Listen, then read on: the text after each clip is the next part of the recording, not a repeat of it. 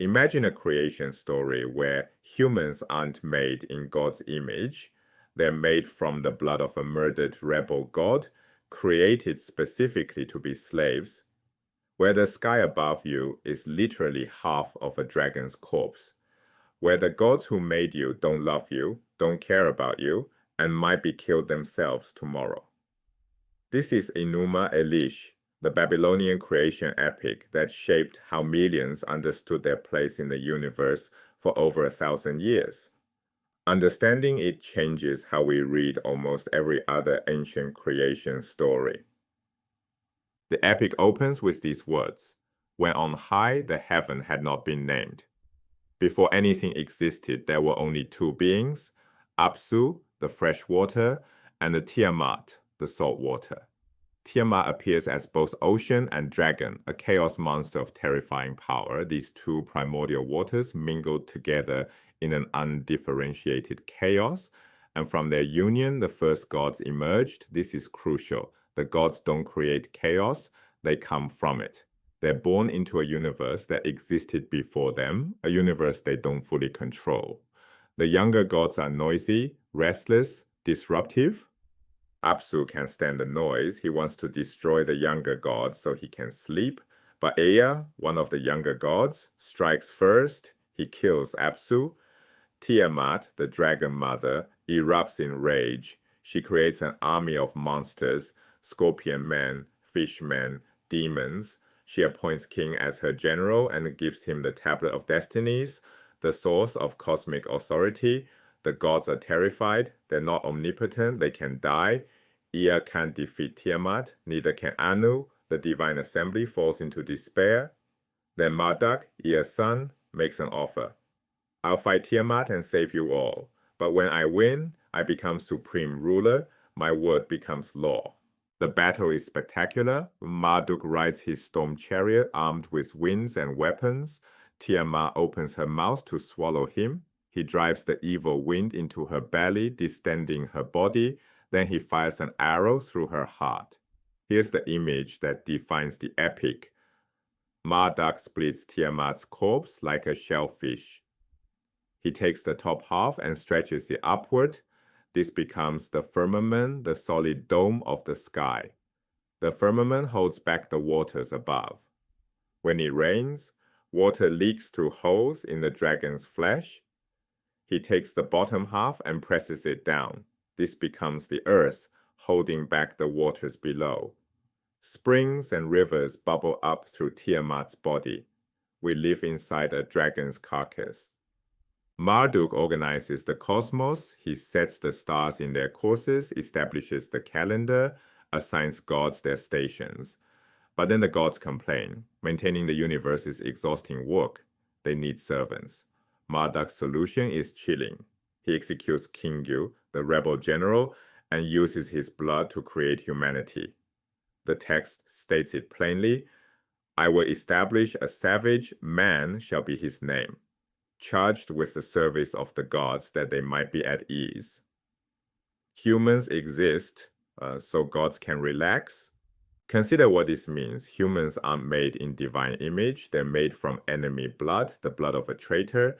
They have no inherent dignity, no special status, no divine concern for their welfare.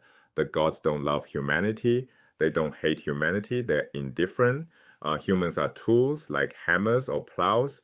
You maintain your tools because they're useful, not because you care about them. This isn't cynicism. It's the official theology of one of history's greatest civilizations. For over 1,000 years, this story explained to millions of people why they existed and what they were worth. Enuma Elish wasn't just entertainment. It served 4 distinct functions simultaneously. First, theogonic, it explained where gods came from. They emerged from primordial chaos through generation and conflict. Second, cosmological. It explained the physical structure of the world. The sky is solid because it's dragon flesh. Rain falls through holes. Springs rise from below. Third, social and political. It legitimated Babylon's power. Marduk is Babylon's patron god. His supremacy among gods justified Babylon's supremacy among nations. The epic was state propaganda. Fourth, cultic, it provided a ritual script. Priests recited the entire epic during the New Year festival. The annual performance renewed cosmic order, reenacted creation, and reinforced Babylon's divine mandate. One text, science, politics, religion, and liturgy combined. This worldview has specific implications. Gods are limited, they can be killed, deceived, exhausted. No single divine will is absolute. The cosmos operates through conflict and negotiation among powers. The universe is morally neutral, potentially hostile. There's no cosmic justice, no guarantee that good prevails. The best strategy is pragmatic allegiance to whichever god currently holds power. Humans have no rights, only duties. Right? Your value depends entirely on your usefulness. When you're no longer useful, you have no claim on divine protection. This isn't pessimism, it's realism. From the Babylonian perspective, the universe owes you nothing. Act accordingly. Babylon dominated Mesopotamia for centuries. The epic spread throughout the ancient Near East. Traders, diplomats, and scribes carried these ideas across borders. The city's name, Bab-el, gateway of the god, reflected its cosmic significance. Babylon wasn't just a political capital, it was the center of the universe, the place where Marduk established order from chaos. When you understand this context, you understand why the epic mattered. It wasn't mythology in our dismissive sense. It was constitutional law, scientific explanation, and sacred scripture rolled into one. Here's why this matters today. When you read Genesis chapter 1, you're reading a text written by people who knew Enuma Elish. Every difference is deliberate. One god versus many gods. Creation by spoken word versus violent dismemberment. Humans as image bearers versus humans as slaves. A cosmos declared good versus a cosmos built from a corpse. These aren't random variations, they're direct responses, point-by-point rejections of the Babylonian worldview. Genesis is one side of a conversation. Without knowing the other side, you're only hearing half the dialogue. Ancient texts talk to each other. We need to listen to both voices. The questions Enuma Elish raises remain live questions. Do creation stories shape how societies treat people? Does believing humans have inherent dignity versus being cosmic accidents change behavior? When we tell ourselves stories about origins, what futures do those stories make possible?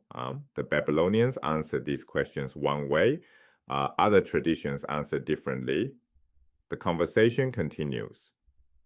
Next time you encounter a creation story, ancient or modern, religious or secular, ask what it claims about where gods come from, why the world looks this way, who holds legitimate power, and what humans are for. The answers reveal entire worldviews hiding in plain sight.